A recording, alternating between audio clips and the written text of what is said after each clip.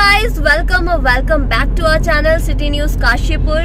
और जैसा कि आज आप देख सकते हैं, हम लोग कार में बैठे हुए हैं और यहाँ पर ये व्लॉग शूट कर रहे हैं। तो कहाँ जा रहे हैं हम लोग? गेस करो कहाँ जाएंगे।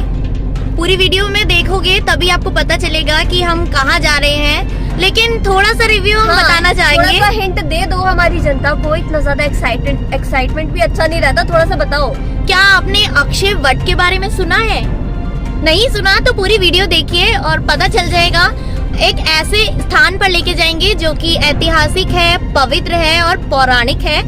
आज जैसा कि आज आपको पता है कि कल दिवाली बीती है, हमने बहुत एंजॉय करा, जिसकी वजह से मेरी थोड़ी सी तबीयत भी खराब हो चुकी है। और लेकिन आज गोवर्धन पूजा है, फिर भी हम लोग तबीयत खराब होने के बाद भी जा रहे हैं, क्योंकि आज आपको वो जगह दिखाना बहुत ही ज्यादा जरूरी है। वैसे तो सब लोग घर में गोवर्धन पूजा करते ही हैं, लेकिन हमने सोचा कि आपके इस गोवर्धन पर्व को एक ऐसा एक्साइटमेंट दे और एक ऐसा स्पेशल टच दे जो आप लोग भी देखकर खुश हो जाएं, क्योंकि जिस जगह हम जा रहे हैं वहाँ पर इस पर्व को बहुत ही ज्यादा अच्छे तरीके से, भव्य तरीके से मनाया जाता है, तो दिखाना तो बनता है ना। लेकिन मैं अपने दर्शकों को बताना चाहती हूँ कि ये वाला जो ब्लॉग है थोड़ा लंबा होगा, क्योंकि हमारा सफर जो है वो थोड़ा सा लंबा है। जिस जगह पे हम जा रहे हैं वो लगभग काशीपुर से 150 किलोमीटर दूर है। तो बने रहिएगा वीडियो में और समय समय पे मिलते रहेंगे आपको और दिखाते रहेंगे। रास्ते में भी रोचक बने रहेंगे, हम लोग आपको सब कुछ दिखाएंगे। तो वीडियो में एंड तक बने रहिएगा। गाइस, बिल्कुल भी वीडियो को स्किप मत कीजिएगा, पूरा वीडियो देखिएगा, तभी आपको समझ में आएगा कि क्या ये हमारा व्लॉग है और कहाँ हम आपको लेकर जा रहे हैं। लेकिन उससे पहले मैं आपको ये बताना चाहती हूँ कि जिस जगह हम जा रहे हैं वो महाभारत काल से रिलेटेड है। तो यदि आप उसमें इंटरेस्टेड हैं तो इस वीडियो को पूरा देखिएगा जी।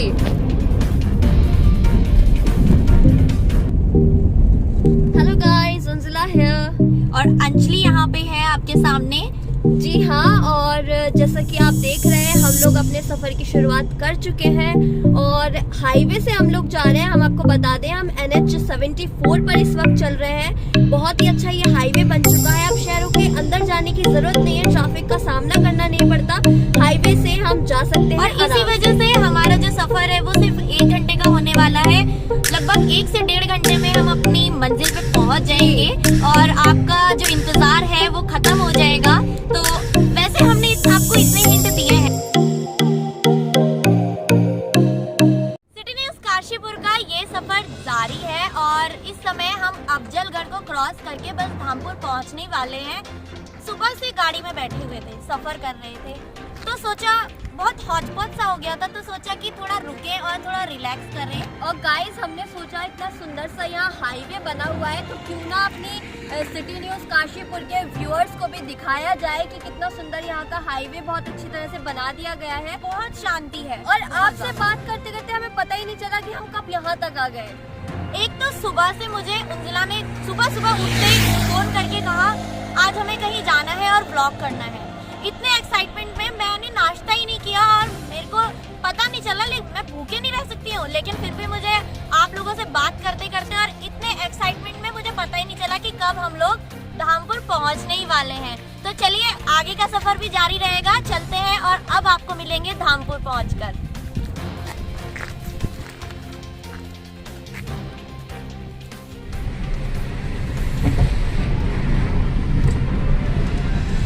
जैसे कि गाइज आप लोग देख रहे हैं, हमें भी बहुत मजा आ रहा है, बहुत इंजॉय कर रहे हैं हम अपने इस सफर को, और हमें लगता है कि आप भी बहुत इंजॉय कर रहे होंगे, है ना अंजलि? लेकिन मैं एक चीज और बोलना चाहूंगी, अगर आप सभी को हमारा जो वीडियो है वो अच्छे लगते हैं और आपको लगता है कि हम उसी मार्ग पर जा रहे हैं जो आपको दिखाना चाहिए हम लोगों को, तो आपके मोटिवेशन के लिए या हम मोटिवेट हो उसके लिए आपको वीडियो को लाइक करना है, कमेंट करना है और ज्यादा से ज्यादा शेयर करना है, ताकि उससे हमें ही हौसला मिलता है और हम और ज्यादा अच्छा करने की कोशिश करते हैं। जी हाँ, आप हमें हमारे वीडियो को लाइक करें, शेयर करें, सब्सक्राइब करें, ताकि हम आगे आपके लिए ऐसे अच्छे व्लॉग्स लाते रहें।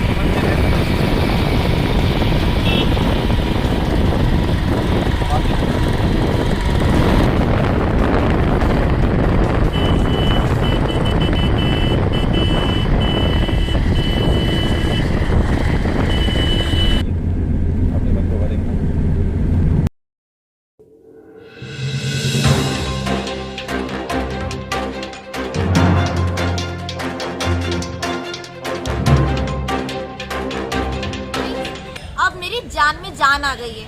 आएगी क्यों नहीं, खाने के लिए रुक गया है ना इसलिए। इतनी देर से मुझे इतनी तेज भूख लग रही थी कि मैंने बिजनौर जाने ही नहीं दिया, बीच में नगीना पड़ा और मैंने कहा नहीं, मुझे यहीं पर तुलाराम के गुलाब जामुन खाने हैं। लेकिन गाइस आपको बता दें कि हम यहाँ पर रेलवे स्टेशन के बिल्कुल पास में है नगीना के, और यहाँ पर एक रेलवे कैंटीन है, गुप्ता जी की कैंटीन है यहाँ पर, और सुना है बहुत अच्छे गुलाब जामुन होते हैं। तो हमने सोचा आज यहीं के गुलाब जामुन ट्राई करते हैं और समोसे भी यहाँ पर खाकर देखते हैं।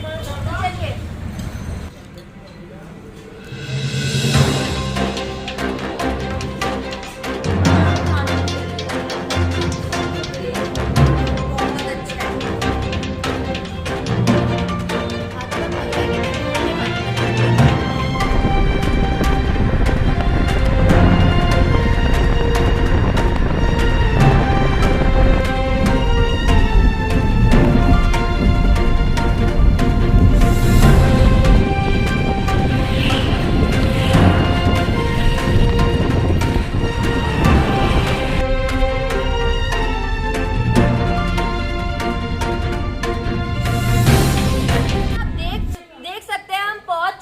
डेस्टिनेशन पर जिसके लिए हमने इतना लंबा रास्ता तय करा है।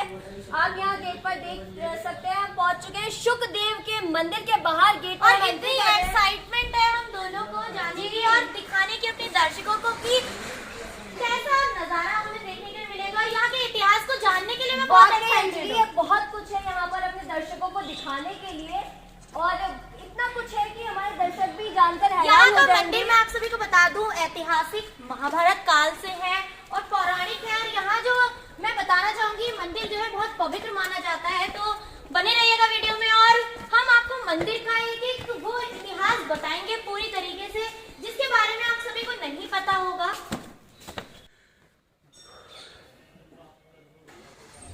कदम मंदिर की ओर बढ़ रहे हैं, वैसे वैसे एक्साइटमेंट और बढ़ती जा रही है। सही कहा, बिल्कुल। यहाँ के इतिहास को जानने के लिए और इंतजार खत्म, फाइनली हम पहुँच चुके हैं। आप सभी देख सकते हैं हम सुख तीर्थ में पहुँच चुके हैं। यहाँ का नज़ारा आपको दिखाएंगे और दर्शन कराएंगे आपको।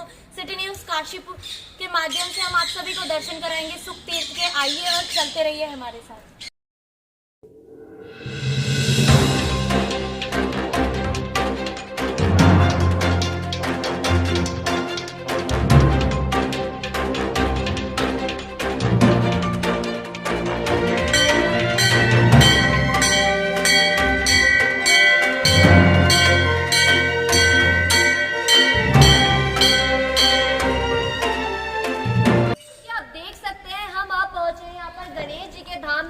अलग अलग धाम है, हनुमान धाम है, गणेश धाम है, और भी बहुत सारे मंदिर है जो एक एक करके हम आपको दिखाएंगे और बात करेंगे यहाँ के पंडित जी से और जानेंगे यहाँ की विशेषताएं क्या क्या है। हमारे साथ मौजूद है शुक तीर्थ के पंडित जी से हम जानेंगे कि क्या क्या यहाँ की ऐतिहासिक विशेषताएं हैं। और पंडित जी से जानते हैं।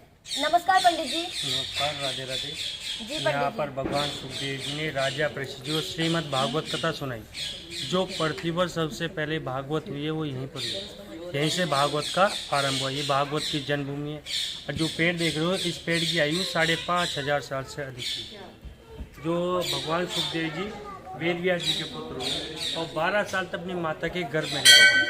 12 साल के बाद होते ही चल दिए और 16 साल की आयु में श्रीमद् भागवत कथा सुनी। और जो राजा परीक्षित हुए ये अर्जुन के पोते और अभिमन्यु के लड़के, और उत्तरा के गर्भ में भगवान ने इनकी संरक्षा की है। और राजा परीक्षित के समय में कलयुग की शुरुआत हुई है।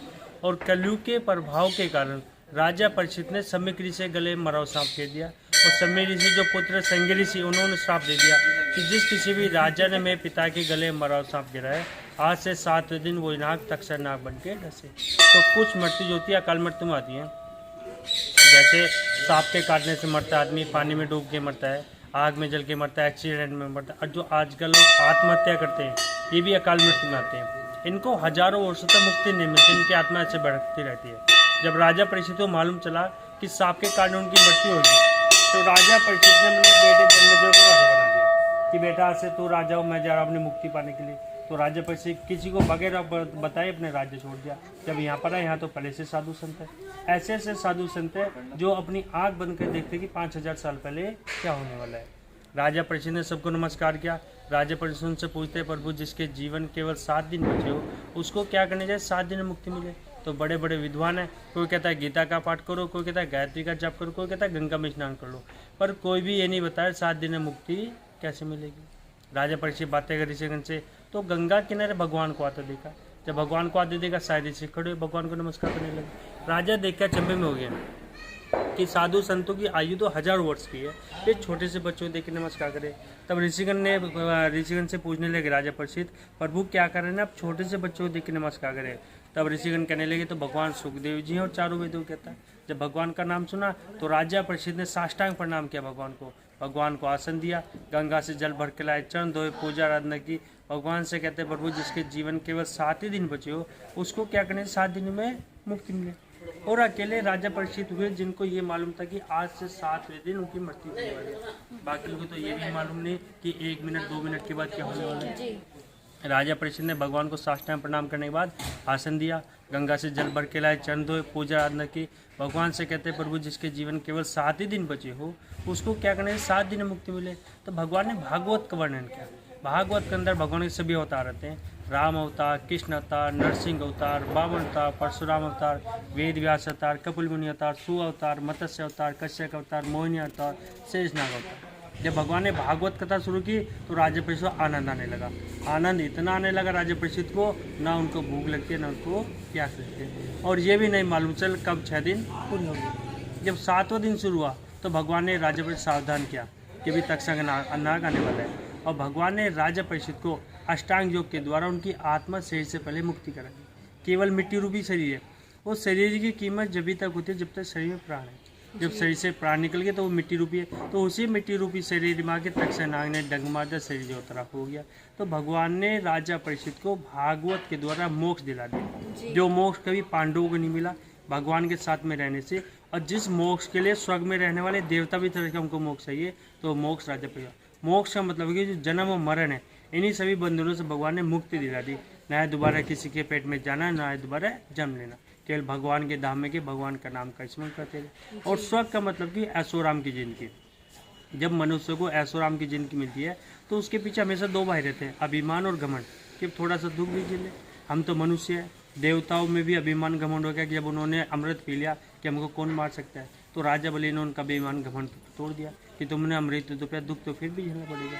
तो भागवत की जन्मभूमि जहाँ से भागवत का जन्म हुआ, इसी वटवृक्ष की छाँव में भगवान सुखदेव जी ने राजा परीक्षित श्रीमद् भागवत के द्वारा इस भवसागर से तार दिया। जो संसार है भवसागर है, जब भवसागर से तार दिया तो इस जगह का नाम सुखतार हो गया। सुखदेव जी ने राजा परीक्षित तार दिया तो इस जगह का नाम सुखतार। पंडित जी, यहाँ पर लगातार तोतों की आवाजें आती हैं, सुख की आवाजें आती हैं, तो उसके विषय में आप बताएंगे। जो सुख की आवाज़ आती है, सुख से ही तो भगवान सुखदेव जी की उत्पत्ति हुई है। सुखदेव जी, जो सुख होता है वो संस्कृत का शब्द है, और देव माने भगवान। जी। जो शंकर भगवान माता पार्वती अमर कथा सुनाते हैं, और अमर कथा तोते ने सुनी, तो उन्हीं तोते से सुखदेव जी की उत्पत्ति हुई। सुखदेव जी के जो पिताश्री है वेद व्यास जी, और माता जी है जो अरणी देवी, ये अपनी माता के पेट में 12 साल तैरे, और 12 साल के बाद होती चल दी जंगल की ओर, और 16 साल की आयु में श्रीमद् भागवत कथा यहाँ पर सुनाई। और जो भगवान है ये जन्म से ब्रह्मचारी हुए, ना किसी वस्त्र की जरूरत है, ना किसी लंगोटी की जरूरत है, जहाँ ना स्त्री का मालूम ना पुरुष का मालूम। ऐसे सुखदेव जी महाराज हुए जिन्होंने भागवत के द्वारा राजा परीक्षित का उद्धार किया। परीक्षित का नहीं, इस कलयुग में हर मनुष्य का उद्धार किया। पंडित जी, लेकिन यहाँ पर मैंने सुना है तोतों की आवाजें तो आती हैं लेकिन वो दिखाई नहीं देते हैं, तो उनके विषय में बताइए। देखिए, तोते का रंग भी और पत्तों का रंग भी, दोनों का रंग सेम है जी। वे जब तक बोलते नहीं, जब तक मालूम नहीं चलता कि कौन सी किधर बैठे हैं, जी। और जब वे बोलते हैं तो उनके बोलने के अंदाजे से मालूम चलता है तोते इधर बैठे हैं। अभी तो थोड़ा संध्या का समय हो गया तो पत्ते के नीचे थोड़ा अंधेरा हो गया, तो तोते बैठे रहते हैं, जब बोलते हैं फिर मालूम चलता, नहीं तो शांति से बैठे रहते हैं, भगवान का कीर्तन करते रहते हैं जी। तो इसलिए वजह से वो दिखाई नहीं देते। पंडित जी, यहाँ पर मेले का आयोजन भी होता है, कब होता है? यहाँ पर एक तो जो कार्तिक पूर्णिमा आएगी जी। एकादशी से लेके पूर्णिमा तक, ये 5 दिन तक मेला लगता है कार्तिक के महीने में। और जो जेठ का महीना आता है उसमें भी जेठ के महीने में पूर्णिमा का मेला है, और जेठ के महीने में अमावस्या आती है जिसको बड़ सावित्री अमावस्या कहते हैं, उस समय भी यहाँ पर बहुत मेले लगते हैं। और वैसे भागवत यहाँ निरंतर चलती रहती है, ये भागवत की जन्मभूमि है। तो अभी भागवत नहीं है क्योंकि अभी घर के प्रोग्राम चल रहे हैं, जो दिवाली तक होता है ये घर के प्रोग्राम होते हैं। इनके बाद में अभी 2 दिन के बाद से भागवत का आरंभ शुरू हो जाएगा। पंडित जी, जैसे किसी भी इंसान को अगर अपने घर में भागवत करानी हो, भागवत गीता पढ़वानी हो, तो उसका आयोजन यहाँ पे किस तरीके से किया जाता है? देखिए, आप जब घर से आएंगे तो घर से आने के बाद में आपको यहाँ पर सुखदेव आश्रम के नाम से आपको आईडी सर्च करनी पड़ेगी गूगल पे, और आपको यहाँ से सब कॉन्टैक्ट नंबर मिल जाएगी। उस कॉन्टैक्ट नंबर पे आप संपर्क करिए तो आपको पूरी जानकारी आपको यहाँ मिल जाएगी कि आपको यहाँ पर कितने आदमी, अगर आपके 30 आदमी है, 40 आदमी है, या 150 आदमी, 200 आदमी, तो उसी के अनुसार आपको एक हॉल दिया जाएगा। उसी में 7 दिन तक आपको आपके जो कथावाचक है पंडित जी, वो आपको भागवत कथा सुनाएंगे, और बनाने के लिए आपको किचन वगैरह दे दी जाएंगे, और कमरे अच्छी सुविधा दी है, जो आपको यहाँ सब सुविधा उपलब्ध हो जाएगी। जैसे कि मैं देख रही थी यहाँ पर लोग जोड़ों के साथ में अक्षय वट वृक्ष पे धागा बांध रहे थे चारों ओर परिक्रमा करके, तो ऐसा क्यों? ये जो धागा बांधते हैं, ये घर की सुख शांति समृद्धि के लिए होता है जी। इसको वापस खोलने के लिए आना नहीं पड़ता। और जो छोटा छोटा कहीं भी बांधते हैं डाली में, वो होता है मनोकामना के लिए। जब आपकी इच्छा पूरी हो जाएगी तो उसको खोलने के लिए आना पड़ता है। जैसे किसी की माता होती है हमारी, तो माता कहते हैं कि मेरे बेटे की शादी हो जाए, बेटी की शादी हो जाए, नौकरी लग जाए, उसका पोता हो जाए, इन सब की इच्छा के लिए यहाँ धागे बांध के जाते हैं। और जब उनकी इच्छा पूरी हो जाती है तो यहाँ पर धागा फिर आके खोल के जाते हैं, फिर उसके प्रसाद वगैरह जो भी वे करते हैं वो सब चीज़ करके जाते हैं। जो गणेश जी की आकृति प्राकृति अपनाने के लिए, और जो भागवत लिखी है वो गणेश जी ने लिखी है, और सबसे पहले पूजा भी गणेश जी की होती है। तो भगवान पेड़ में से अपना आप ही प्रकट होगी। जब भगवान भागवत कथा सुना रहे हैं तो उस समय देवी देवता लोग भी यहाँ पर अमृत का कलश लेके आए कि जो भागवत रूपी मोक्ष है तो हमको दे दीजिए, और जो अमृत है ये राजा परीक्षित को पिला दीजिए। तो राजा परीक्षित ने भगवान सुखदेव से पूछा कि ये मोक्ष क्या है, ये अमृत क्या है? तो भगवान ने कहा जो अमृत है इसको पीने के बाद भी मनुष्य को दुख मिलता है, और जो मोक्ष है इसको भी जन्म जन्मांतर का जो मरण है उस सभी बंधन से मुक्ति हो जाती है। तो यहाँ पर पहले से ही देवी देवताओं का निवास है। तो भगवान गणेश जी की आकृति पेड़ में से अपना आप ही प्रकट हो। और उस पेड़ की खास बात है कि इसमें दाढ़ी जटा नहीं आती। आपने दूसरे बड़ के पेड़ देखे होंगे, उनमें दाढ़ी लाटा ऐसे बहुत सारी लटकती रहती है, इनमें नहीं आती, थोड़ी बहुत आती है, तो इसमें अपना आप ही चिपक जाती है। यहीं से इसका वर्णन, इसको अक्षय वट वृक्ष कहते हैं। और जो नीचे का एरिया है सब गंगा का है। गंगा स्थान छोड़ के आगे चली गई, क्योंकि कलयुग में गंगा कभी भी एक स्थान पे नहीं रुकी। हाथ में भागवत लिए हुए और राजा परीक्षित जी हाथ जोड़ के भागवत कथा सुने, और इसमें चरण चिन्ह है। इधर छोटे वाले सुखदेव जी के चरण चिन्ह छोटे वाले, और इधर ये राजा परीक्षित जी के। पहले समय में या तो चरण चिन्ह होते थे या फिर खड़ा होती थी प्रमाण के तौर पे कि भगवान यहाँ पर है, तो उन्हीं के प्रमाण के तौर पे इसमें चरण चिन्ह है।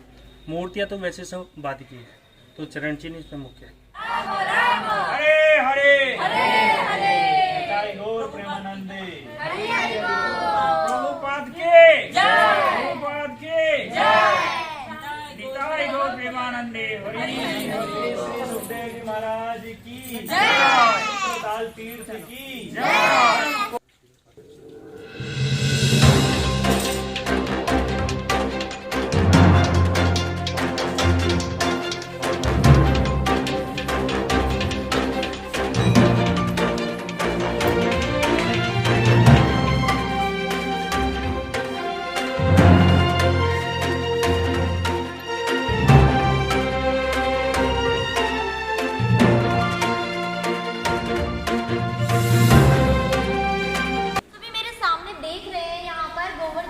बनाए गए हैं, कितनी लंबी वो प्रतिमा बनाई गई है गोवर्धन की, आप सभी देख सकते हैं। ये गोवर्धन जो पूजा के लिए तैयारियां हो रही है, यहाँ पर शाम को 7 बजे गोवर्धन पूजा की जाएगी, और आप सभी देख सकते हैं। और ये जो मूर्ति बनाई गई है, प्रतिमा बनाई गई है, ये सुबह से बनाने में तैयारियां होनी शुरू हो जाती हैं, सुबह से बनाने लोग लग जाते हैं। लगभग 12 से 13 लोग इसको मिलकर बनाते हैं। हाँ, हमने आप सभी को सुख तीर्थ के दर्शन कराए, मंदिर के दर्शन कराए, और यहाँ आकर यहाँ का इतिहास जाना। आपके माध्यम से हमें भी ये जानकारी मिली, और वाकई यहाँ का इतिहास जो था वो बहुत ही रोचक था और बहुत ही पौराणिक था। और उम्मीद करती हूँ आप भी अपने परिवार के साथ यहाँ जरूर आएंगे और दर्शन करेंगे। जी हाँ, ऐसी ही वीडियोस लेकर हम आपके सामने आते रहेंगे। अगर आपको हमारी वीडियोस पसंद आती हैं तो हमारे चैनल को लाइक, शेयर एंड सब्सक्राइब करना ना भूलें। तब तक के लिए हम आपसे विदा लेते हैं।